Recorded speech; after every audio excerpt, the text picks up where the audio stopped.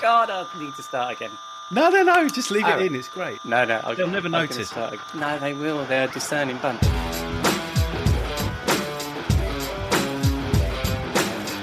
Welcome to another episode of Rockstar CMO FM. The M is for marketing and the F is for, well, you decide, as we ask, does the world need another effing marketing podcast?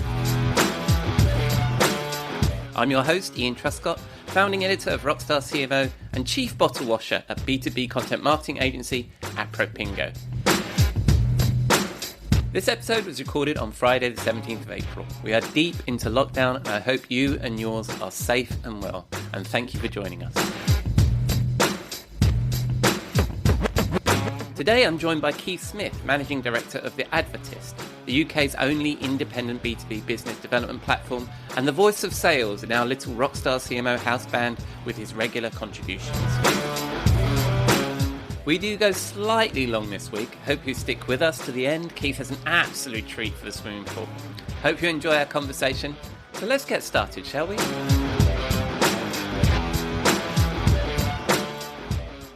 Welcome, Keith, to Rockstar CMO FM. How are you?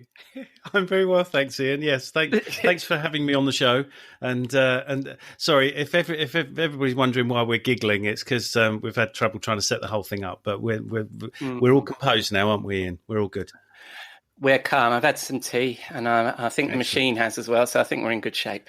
Excellent. Well, anyway, thanks for having me on the show, and thank you even more actually for not using video because right now at the moment, in the words of that song "Counting Flowers," I know I look a fright. I've been in lockdown for 7 weeks and I haven't shaved, so now I've got a kind of a really really grey shaggy beard, and I was kind of aiming for Kenny Rogers, but I think I hit Julian Assange. Yeah, well, I've seen a lot on the social media about how we're all going to emerge like, the castaways. I know, it's hilarious. It's great. Yeah, it's great. Everybody's going to come out fatter and hairier than they went in.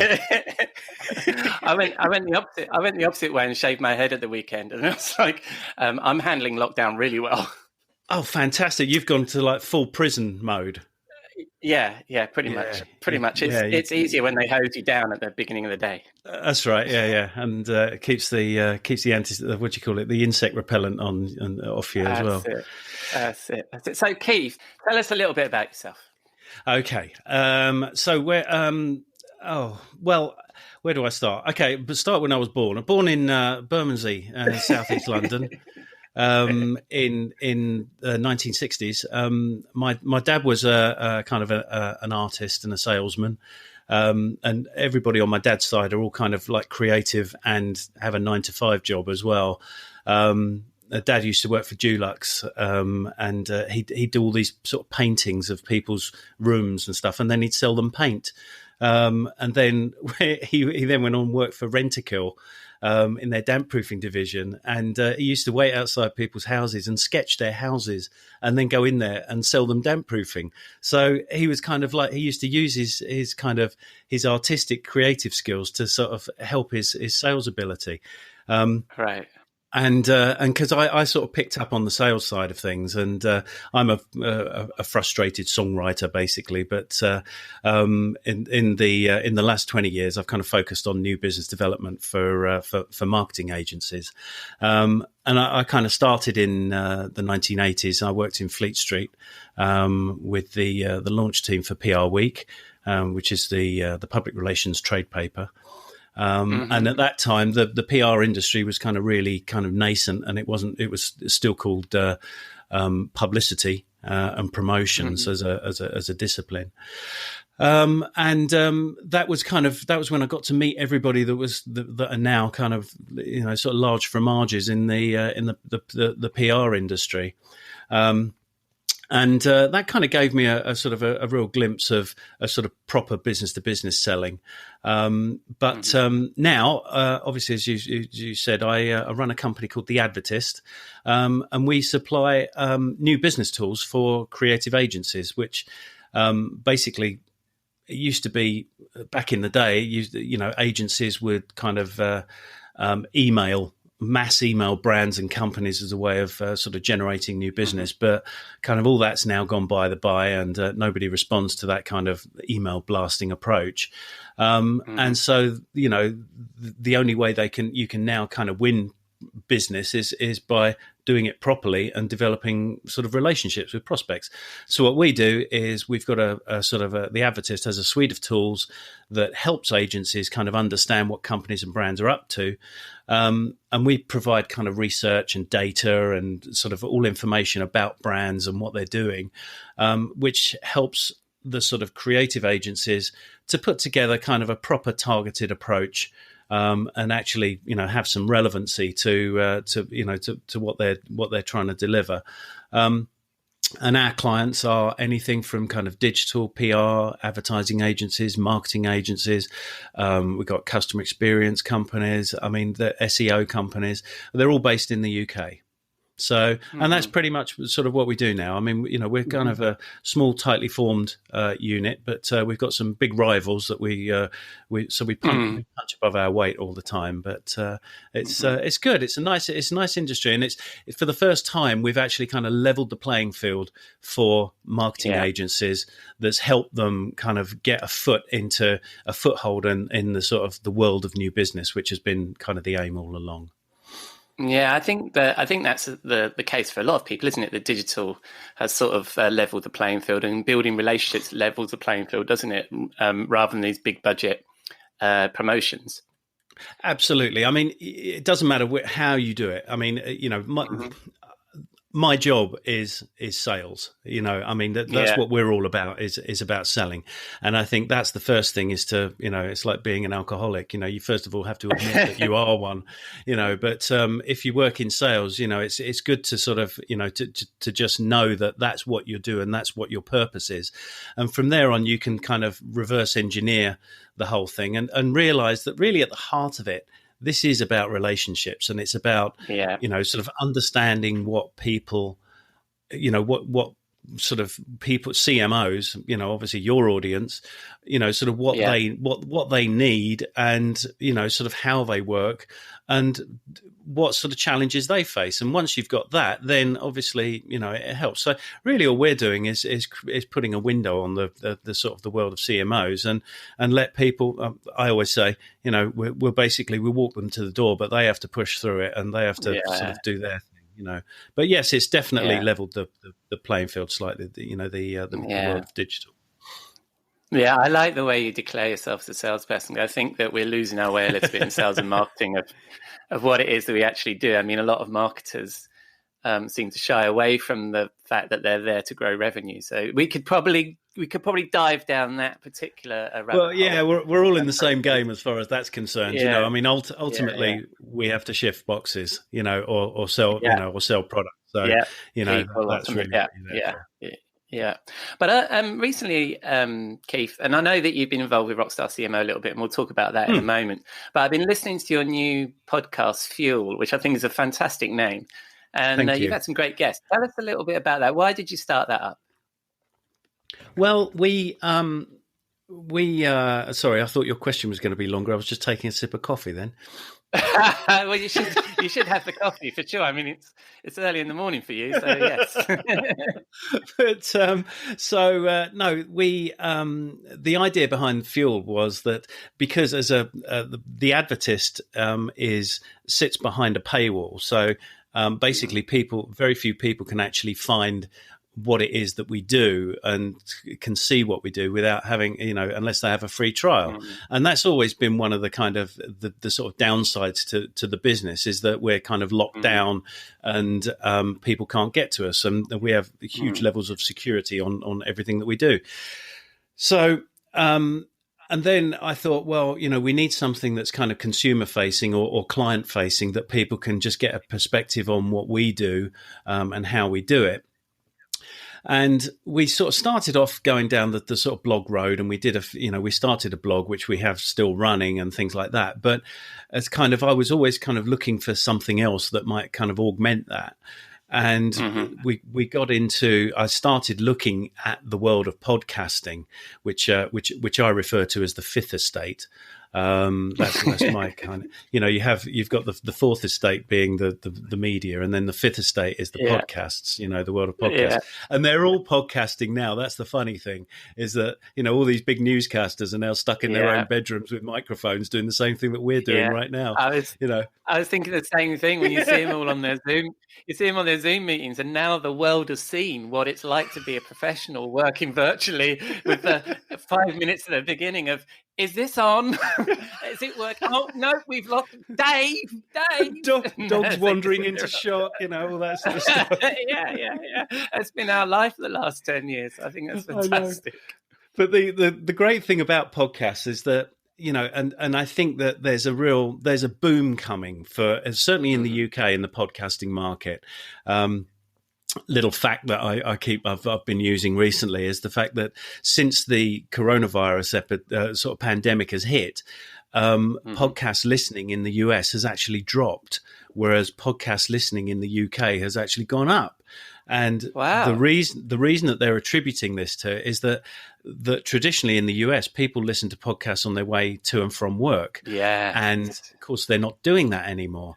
But in the UK, there was no prescribed time for listening to podcasts. Mm-hmm. So they're starting to do it sort of while they're working from home and things like that. So actually that curve has gone up, and let's hope that one doesn't flatten out. But, that is actually, that's climbing, while in the US, it's actually, it's still enormous numbers in the US. I think we're talking about 700,000 podcasts, something like that. But there's still plenty of room to grow. And what I was doing, getting back to your original question, was sorry, I can ramble.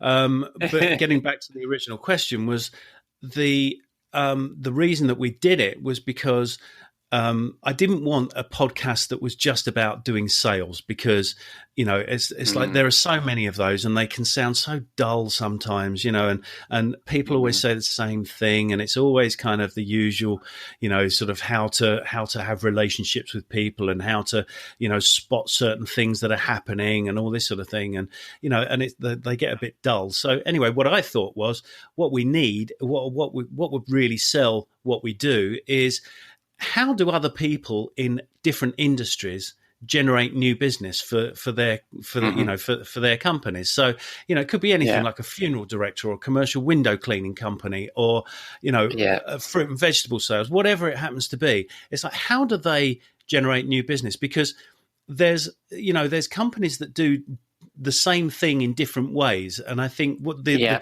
interesting thing about selling is that we all get channeled into, okay, this is the way that we have to sell. We have to do it this way. And there's so many different ways that people do it and develop relationships, that I thought was interesting. So that's what I really wanted to do a deep dive on. And that's the reason behind the podcast. So, so what was the question? Sorry. Just tell us a bit about your podcast. But I think it's interesting that you mention.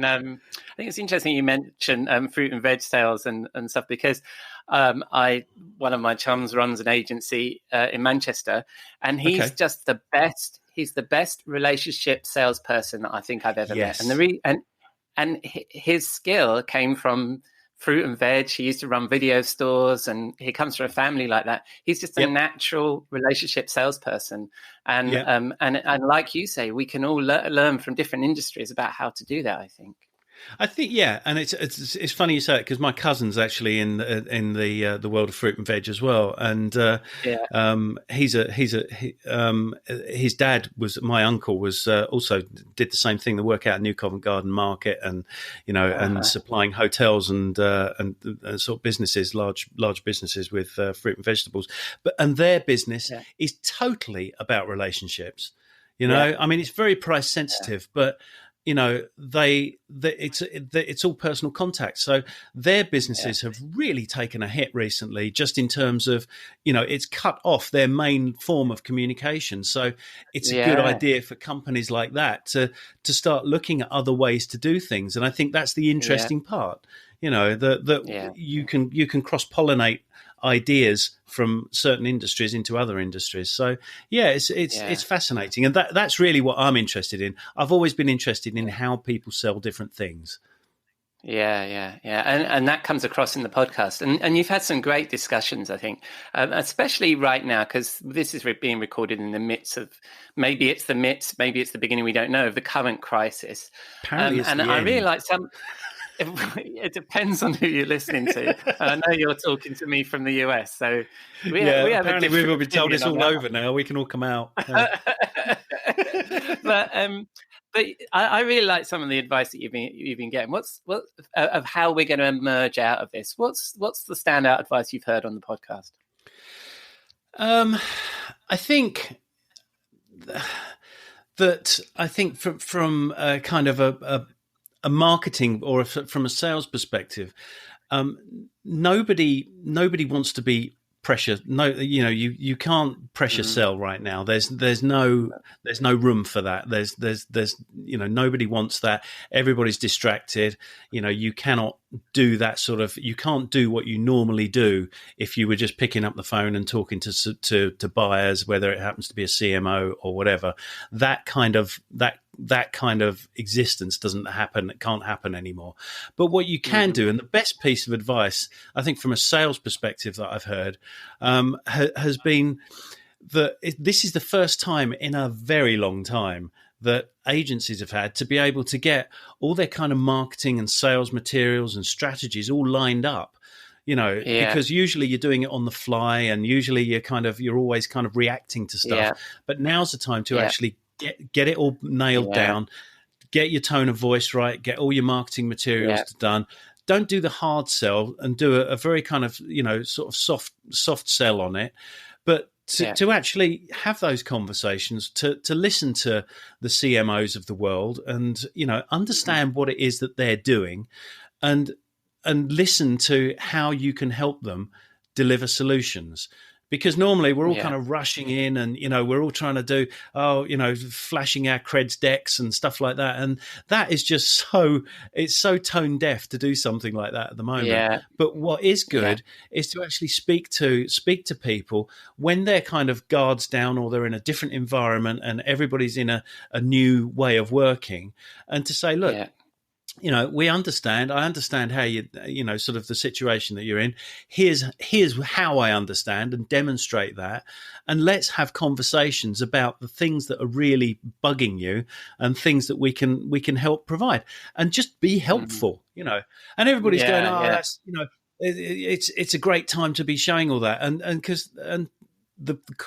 had the conversation a couple of weeks ago. It was like, well, shouldn't we have always been doing that anyway? I think we forget.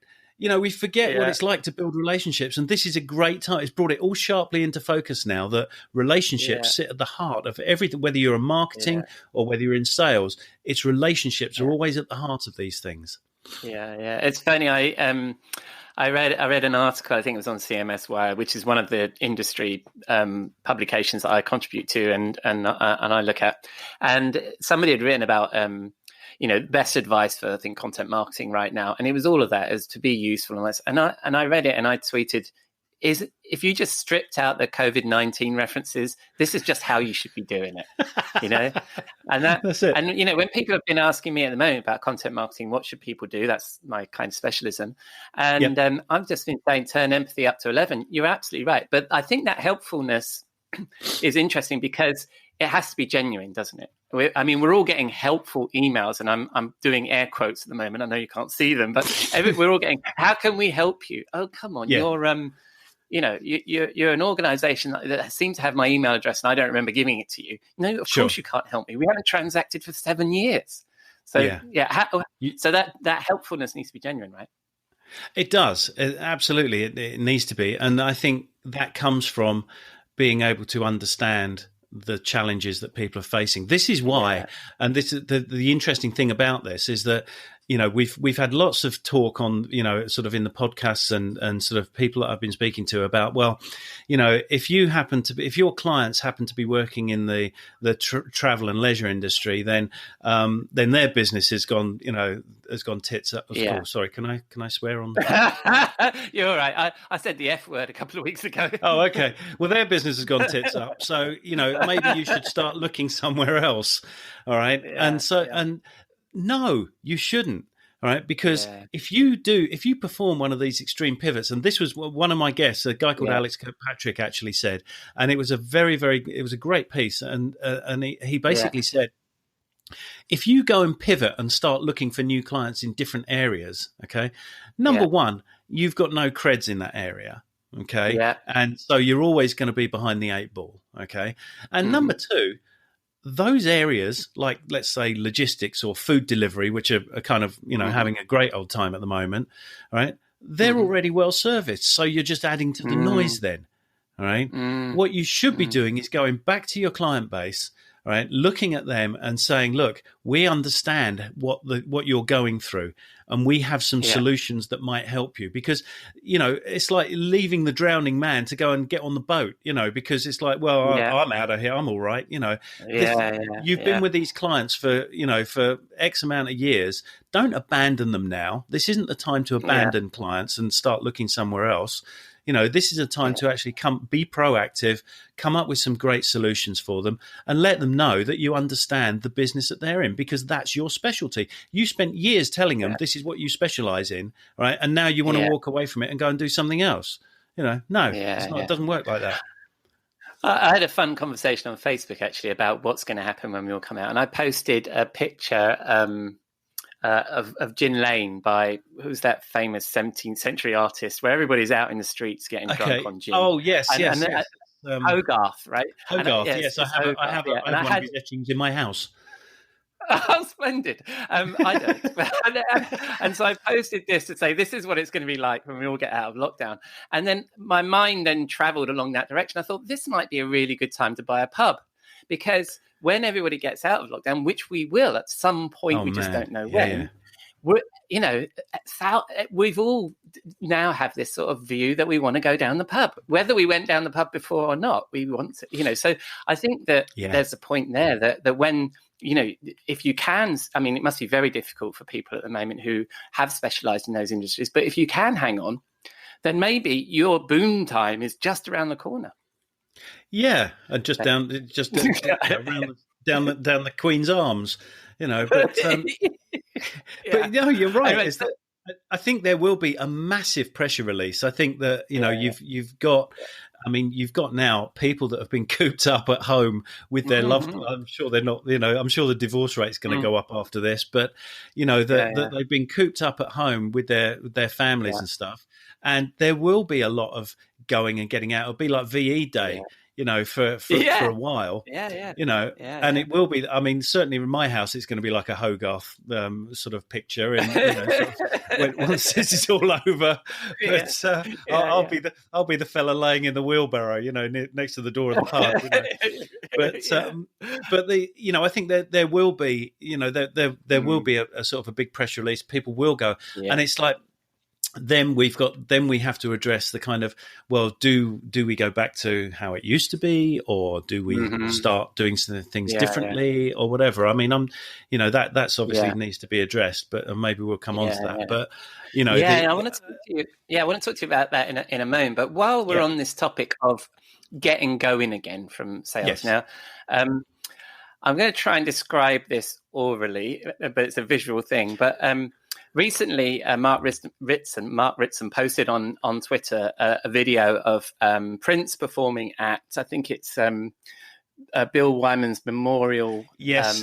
No, not memorial. It was when he was inducted into the Hall of Fame. Inducted to the Rock and Roll Hall of Fame. Yeah. Yeah. But it's basically, it was a homage to him, wasn't it? They were playing his song, and it was all very. I mean, it was Tom Petty, a whole bunch While of My really. Guitar Gently Weeps. Yeah. Yeah, well, that's it. While My Guitar Gently Weeps, and he was, and for the first 3.5 minutes, there's just all these rock greats just strumming along, harmonising. It's a wonderful moment and very calm. Jeff Lynne, Tom Petty, Steve Winwood. That's it. And they're very delighted with each other. They're harmonising with each other, and but they're basic. But and I wrote about this on my blog. I was thinking this is where we are right now. Is that we're all telling the story like my guitar is gently weeping. We hope your guitar isn't gently weeping, and if it is, we're here to help. That's right. Kind of where we're all like in this sort of holding pattern, and we're all strumming along nicely to that. The great and the good, and the small people like myself, but in that performance, Prince then sort of edges in from the side of the stage and starts doing a solo. And he's got very distinctive clothes. He's got a red hat on. He's very distinctive. And then he just owns that performance then. He just goes into this solo, which apparently was unrehearsed, and he just blows the performance away. Yes. And I was thinking to myself, there's going to be a point at which we're all waiting for the sort of the firing gun of when we can start marketing again. I'm thinking, when's this Prince moment going to happen when we can all start doing these solos? What do you think of that? If I've told the story right, because you're way better. It's a great piece of video as well, because you've got some great musicians up there, and they're all kind of playing away, and then coming in from stage left is Prince and his in all his finery, and then just does his thing. Did you know he can't play them anymore, but he was accomplished in 27 different instruments. I know. One of amazing my best fella. Friends, one of my best friends when I was growing up. He's just an enormous Prince fan, and yes, I've learned all about his various attributes. Yeah, I mean, just a genius, absolute genius. But the first lesson is, if you don't want things like that to happen, don't invite someone like Prince on the stage. But I think they liked it. The other point I made in my blog post was that right now people are doing stupid stuff in marketing and it's pissing people off. That Prince moment did not piss off the rest of the band. They went along with it. Do you not think they're all, if you could look at their faces, they're all going, this is going to go so viral. Maybe. I better smile now. They go, oh boy, are we famous now, But... I think the thing about it is that, I think your point is, should we be waiting to come on stage and start rocking it up, with a solo? And I think that for some brands, yes. I think I don't think everybody should be trying to do it. I mean, number one, because then everybody's trying to do the same thing. And that was a real kind of lightning in a bottle moment. And not everybody's got that kind of swagger. And I don't think you can do it. But, and sometimes it's better to be Jeff Lynne, who's actually still alive and writing songs, So, good point. So, I mean, there's always that part to it. But I think, that if you want to come in and tear it up, I think there's very few brands that can do it with skill. So I think that the thing to do, going back to what I said before, is that I think it's good that, if you're like Doritos could pull it off, or, I was really surprised. I was really shocked that Coca-Cola they pumped the brakes on their marketing. Couldn't understand why they did that, because if there is any brand that could really that really sort of takes the sort of the at home brand, it's Coca-Cola. And they just withdrew, and I didn't get it. But they could do it. They could have their own Prince moment, perhaps. Maybe we're all right to, last time I predicted, or last time I had a go at people, it was with I was complaining why James Dyson wasn't doing anything, and then the next day there was this. he's making ventilators. Everyone, I was like, oh man. We won't put money on your predictions then. I shouldn't really be criticising anybody because I'm bound to get it wrong. But I think that if you're gonna have one of those moments, you need to be very sensitive about how you do it. And sure. You need to know that you can pull it off. Because I think if you're if you're a regular brand and you're going to try and have a Prince moment, you might end up looking, more like Daniel O'Donnell than Prince. Well, yeah, and I think you make a very good point that only Prince could probably have pulled that off anyway, right? So unless you have that talent, but really, I was just thinking about. We're all waiting, and I just thought that was quite a good analogy for that. But as we move forward, aside from sales, where your specialty is, there's a lot of talk at the moment and I must admit I'm writing far too much about this as I sit in lockdown about the impact this will have on the business as a whole moving forward, because people have now been exposed to working from home that perhaps weren't exposed to it before. Companies have had to tool up for working from home. So that means now people have now had that gateway drug to flexible working, and they quite like it, I would imagine. They spend more time with the family. They can help out with childcare and stuff like that. But also businesses have had to digitally transform overnight to reflect the fact now consumers can't go into their stores and all that stuff. That's my take anyway. So what do you think is going to be the lasting effect of the crisis on the way that we work or the way that we sell or any of that stuff? I think it very much depends on time. How long this goes on for, because excuse me, the experts. Now I'm doing air quotes, but the experts sort of tell you it takes like 30 days to create a habit and 90 days to sort of change behavior. So I mean, basically, if we're all still happy working remotely by the end of July, then there's going to be some huge changes because companies by that stage will have learned how to adapt to the new climate. Or they won't be around anymore. It's as simple as that. So I think that depending on, if it's a 30-day thing, if it's going to go to just like to the end of May, I think, we might be okay. But if it goes into July, I think there's going to be there will be literally a new normal, and people will start working differently. And I think it's great. I was speaking to a company today, and I'm going to give them a big plug on your show because I was so impressed. It was there was a digital agency called Hallam, and they asked me to give them a call, so I gave them a call, and I phoned them up, and lady answered the phone very efficiently, put me through to the guy, and I said to him, are you still working in the office? And he said, no. He said, we're all at home. He said, we're all at home. He said, and he said, we're used to working from home. He said, because we do it. And this is the way we kind of run things. So we were already set up to do it. But it was seamless. It was just like phoning the reception and then getting put through to somebody's desk. I was like, I swore, I was like, oh man, these people are still working from home, working from the office, But no, they were all working from home. And the lady on reception, she said, no, I'm just, just on the washing, I'm just answering the phone. So it's great that companies can do that. But I think what's going to be the biggest shock. Go on. Yeah. No. Well, I mean, you were just about to launch into something, and I interrupted you. You carry on. That's all right. No. Well, I was going to say what's going to be the biggest shock. I feel sorry for the I don't know whether you read about it in the papers or on in the papers. How old am I? Oh man, on the onlines. Yes, in the digital media, but there were three astronauts coming back from the International Space Station. They've been up there since July last year. Right? Wow. Can you imagine what they're going to feel when they come back? They're going to wish they were back up there. It's like everything's changed. Their whole world's just changed. And here's an interesting thing. Okay, getting back to what you were talking about. There was a YouGov survey just come out. Okay, that said that 9% of Britons want to return to what was normal. All right, only 9%. Right, because everybody else has realised how clean the air is.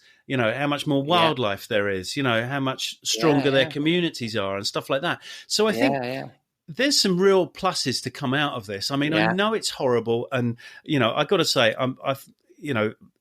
I fully understand the horrible amount of suffering that some people are going through at the moment. And, the people have lost their jobs, people have lost their lives, people have lost loved ones and stuff like that. And that's terrible. And it is awful. But if there is any kind of positives to come out of this, is that you look at the pollution maps, over all the big cities. I was going to mention that. What's happened?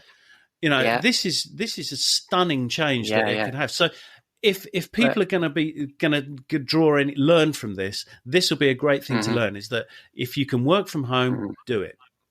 Yeah. And I think that, even if a third of people changed towards this new normal and everybody else went back to work, can you imagine the commute with a third less people on it, or the roads with a third less, or that may be all that we need to do. I mean, I'm no climate person. I don't know the science there, but I would imagine that would be hugely affect our the emissions and stuff. So this has to bring change, right? Yes. Well, and we're straying into an area probably that neither of us are particularly qualified in, and we'd be those air quotes experts you were talking about. Having also, hey, everyone's an expert now. We have podcasts. We're experts. having also quoted the very same stats that you used in my own blog. So yes, air quotes expert. But I want to return a little bit to Rockstar CMO, and I've really enjoyed your articles for us because you write so entertainingly. And most recently, we were talking about data, and I know it's a bit of I'm moving us back into what we do with our day jobs. So I do apologise. Sure. We could talk about pollution a bit more, but I enjoyed your article, and what we talked about in the last issue was about this balance between creativity and data, and I think, and also to link back to this thing, I've also been talking to an agency about how I'm seeing a lot of data about when we can emerge from this. But what I really liked about your point about when you were talking is that when marketers look at data compared to creativity, the data doesn't answer why somebody does something. Do you want to elaborate a little bit on that for our listeners? I'll kind of throw that question at you and change gears a little bit. No, that's all right. That's okay. Let me just kick off by sort of plugging Rockstar CMO, because I think it's, and yeah, I know you're not paying me for this, so I'll keep it as short as I can. But it's filling a gap. Rockstar CMO fills a big gap there, because I think that a lot of the kind of marketing press are very they've got very inward looking, and it's become very nebulous. And I mean, I've got a publishing background, and I know the mentality there, and I think it's nice to see someone come in with a bit of swagger and to do something different, and to to start sort of rocking it up a bit. And so well done. And I feel that as a contributor, I mean, I'm sort of in very esteemed company, and I suffer slightly from imposter syndrome, because see some of the other people that write for you, and there's some very well educated people there. So good on you for doing that. But thank you. I think that when it comes to data and looking at stuff, it's people can look at. Okay, I'll give you for example, and this was one I heard yesterday when I was listening to another podcast, and they were talking about how the 2016 election was kind of part of it was overturned by the Hillary campaign was overturned through because of the use of data. Okay, now I'm going to try and do this very quickly, because otherwise it would get a boring story. But basically, what you've got is a group of people who fundamentally disagreed with Hillary Clinton's approach to this. Not that they were pro-Trump, but they disagreed with Hillary Clinton's approach. So what was happening was, every time that one of them, they would all get together in these kind of sort of multi-user rooms, or these chat rooms, all right? And they would basically say, okay, have you noticed that Hillary Clinton's got a slight twitch when she's talking? That's because she's just had a stroke. So what we're going to do is 500 of us, right, or 1,000, or however many it is, are all going to use the hashtag, Clinton stroke, okay? And we're all going to do it at the same time, okay? So they decide to do this, and at a preordained time, they all release the hashtag Clinton stroke. Okay. Yeah. Then what happens is it starts trending. Okay. So the engine, the sort of, it started trending, and then what you've got is the press then pick that up. Right. And they see that trending, and then that becomes a story for them. So then they start writing about it. Okay. Yeah. And that has then through the actions of, let's say, no more than 500 people, right? You've completely skewed what's going on. All right, you've turned it into your own agenda.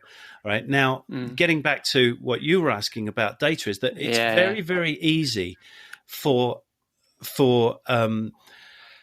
for sort of search tools and for everything else to actually not understand what you're doing. All right. And you know yourself, if you've got any more than 3 people using your Netflix account, all right, Netflix is recommending all sorts of crap for you. Yeah. You know, and you're going, well, that's not relevant. That's, you know.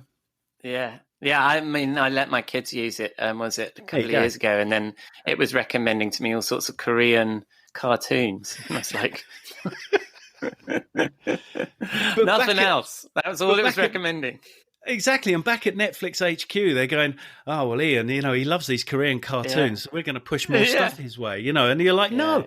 So that is the problem with data, is that it's very cold and it's not very analytical. And so the point I was very crudely trying to make in that article that I did for you was that it's always good to take the data and to look at it and to then think, okay, let's apply some human common sense to it and to see whether this is actually what's happening, or, you know, whether this is not. And, you know, I mean, a great one was told to me the other day by a creative guy who was talking about Heinz ketchup.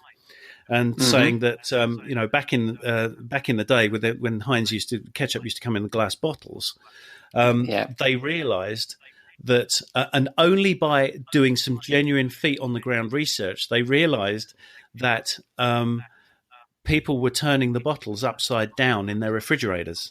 All right. Oh, right. Yeah.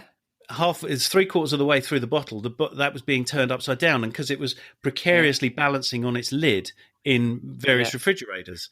And they noticed that people were complaining that the bottle smashed because they were trying to get the most out of it. And so through good customer feedback, and interpreting it, they then came up with that flat top bottle that now sits in your refrigerator upside down, because, you know, they suddenly realized that, you know, despite the number of sales they were getting, which is their data, the actual interpretation of that was slightly different. And so you have to look at these things with a sort of a human eye. And I think that's always what's going to win the war, you know, sort of when it comes to, you know, when it comes to the apocalypse, when machines start trying to take over, that they will never fully understand what it is that we're up to. Right, that's the next apocalypse. And I really like that story, because obviously now ketchup comes in plastic bottles that you then store up the other way. And whenever I open my fridge, our mayonnaise from a very famous brand, because it is upside down, flies out at me almost every time. Exactly. Because they haven't figured that out. Yeah, but now I don't know what mayonnaise you're buying, if it's but because they're obviously not a Kraft brand, because Kraft Heinz are the same thing now. But you know, it's interestingly enough, Heinz are now doing home delivery as well, which I think is very interesting. Ah, yes. But but if I can steer us back to, I don't want to. Sorry, I'm going to take you down various paths. I do apologise. It's very entertaining. I always enjoy chatting to you. But we and I'm not just trying to hawk Rockstar CMO all the way through, but I just walk away. It's your podcast, Ian. I have one final question. I have one final question for you. As a regular contributor, you know that we have the Rockstar CMO Swimming Pool, where we chuck all the bullshit and snake oil of our industry into, with the hope that it will never return, but of course it does. Sure. What would you throw into our Rockstar CMO Swimming Pool? Well, as you know, I mean, in the sales industry, there's a hell of a lot of cliches and bullshit knocking around, but. And I'm going to be quite controversial here, and I'm going to put Alec Baldwin in the swimming pool. Oh, no! Well, specifically, all right, it's Glengarry Glen Ross, okay? Wonderful movie, David Mamet. I love it. Don't get me wrong, okay? And there's some absolutely iconic performances from a truly stellar cast, all right? But, all right, those cliches that in that movie always get trotted out. There's not a week goes by on LinkedIn when I don't see Alec Baldwin standing there with "always be closing," or "the good news is you're fired, the bad news is you got 1 week to regain your job starting tonight," or "coffee is for closers." And I think that, you know, it gets a little bit hard to watch the movie without sort of thinking, "Oh God, you know, it's like somebody's going to put this up on LinkedIn tomorrow or something." You know, it's a great film. It's a great film, but it needs that bit. That's the thing. I mean, that, and I have to admit, and this is from a marketer rather than a salesperson. That's my sales Sure. education. I've seen that film so many times. I've seen the play actually twice, and I'd strongly recommend it. But without him, I mean, isn't that the point? You know, the Jack Lemmon character is, you know, it's juxtaposed against that. How can you get rid of Alec Baldwin from sales? I told you I wanted to be controversial, and you were looking for this. This is me on your podcast doing Prince. Okay. Well, you certainly achieved that. Now I have to write an article where he goes in the bloody swimming pool. Well, the thing is, all right, he can go in there with, let's say, with armbands on, all right, so he can float, all right. That's fine. But don't get me wrong, I absolutely love it. All right, I think it's a great it's a great movie, and he is absolutely superb in it. He's very compelling, but it comes up so much. You know, and there's sort of it would be nice if we had a moratorium on it, and that there was nothing on LinkedIn that mentioned Alec Baldwin or Glengarry Glen Ross for the next, let's say, year. You know, and then maybe it can start coming back again. But I mean, it's just everybody who ever gets when the first job in sales, it's like, hey, have you seen this movie, Glengarry Glen Ross? It's like, it's either that or The Boiler Room, isn't it? Or there was that other one. There was that other film with DiCaprio in it, but they can't quote any of that because it was just so debauched. You know, you can't actually have a sales meeting with any clip from that movie. But Glengarry Glen Ross, maybe if he'd have sworn more, then maybe you wouldn't see it so much. Well, yes, I agree, but you know, but. I mean, people always think that sort of sales is about doing that, and it's it's wrong. You know, it's a very wrong interpretation, and I think that, you know, the getting back to where we started from about talking about my dad, when you know, sort of when he was in sales. God rest his soul and everything else like that. But when he was in sales, he was not the world's best salesman, but what he was really good at, was building relationships. And he always used to have, we used to go through his paperwork every 3 years and sort of get rid of stuff that he didn't need. And all of his notes used to have little side notes on them, like, you know, had a broken leg and a dog named Jeff, you know, or something else like that. And those were little sort of side notes that he would use when he was talking to people, that he would use to help remind him and to remind them of the conversation that they had, you know, or whatever. So, you know, I'm sort of trying to wheel this back in because, you know, but the point is that the job of sales is about building relationships. Yeah. And I think that the job of the CMO is to take that relationship and to then reinforce it with all the right sounds and all the right feelings that go behind it. But those two things have to work together.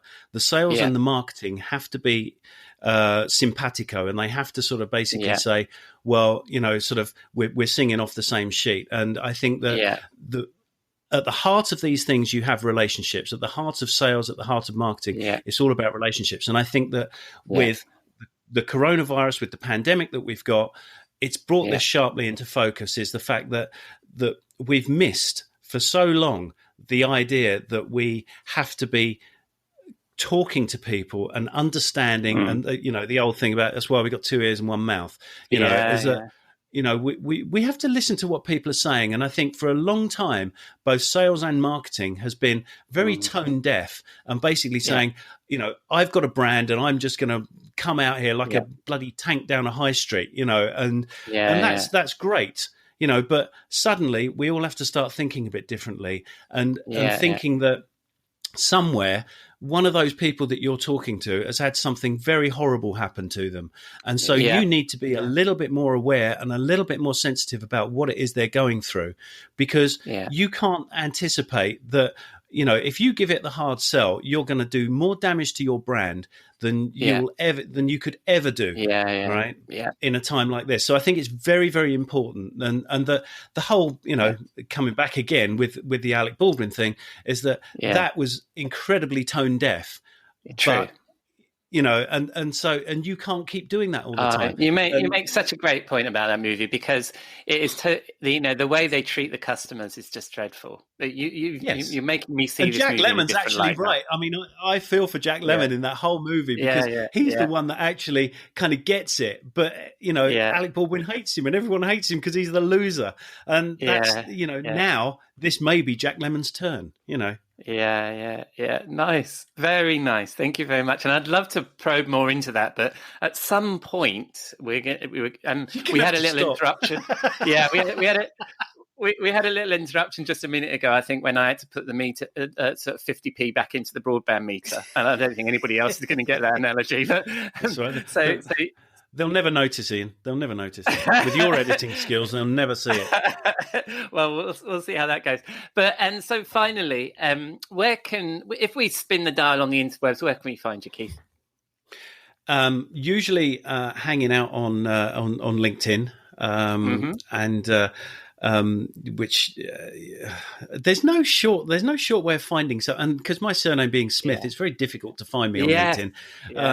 The best place to start, I guess, is at the Advertist, which is www.theadvertist.com. So it's TheAdvertist.com, or our podcast, which I hope you'll come on soon. And we can carry on this, and then we can get going. And the podcast is the Fuel Podcast, so it's TheFuelPodcast.com, thefuelpodcast.com, and you can find us there. And it'd be nice to catch up with you there. Yeah, splendid. And I'll obviously include all those links in the show notes for the folks that are paying attention. And really enjoyed that conversation. If they last this long, they probably, if they manage to get this long. Well, I mean, maybe this is the point at which you could give a discount code for something or other. If you manage this long, there's an extra 50% off. Yeah. This very podcast. No, okay. Thank you very much, Keith. No, thank you, Ian. I've enjoyed it. It's been a blast. Yeah, thank you, mate. Cheers. Take care. See ya. Ta-da.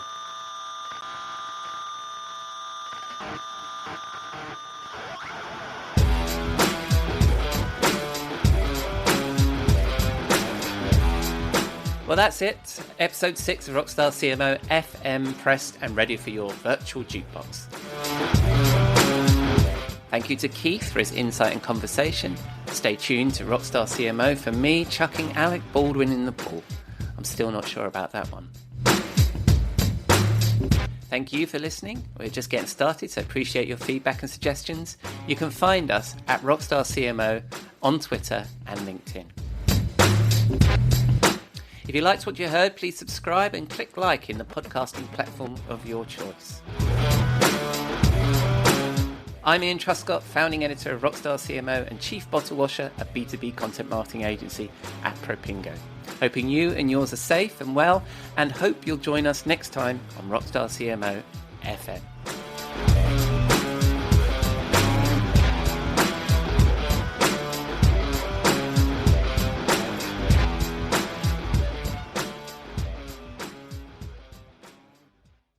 You may know you're listening to this show along the Marketing Podcast Network, but did you know there are other great shows on MPN to help your business? Christy Heiler hosts a fantastic podcast called Own It. Christy, tell us more about the show. Own It is all about celebrating women and non-binary advertising agency owners. We talk about buying out of the Boys Club of Advertising because less than 1% of ad agencies are owned by women. And where can people subscribe? You can find the podcast at untilyouownit.com. We're also on the Marketing Podcast Network at marketingpodcast.net. And of course, you can subscribe wherever you get your podcasts. You heard her. Go subscribe. This podcast is heard along the Marketing Podcast Network. For more great marketing podcasts, visit marketingpodcasts.net.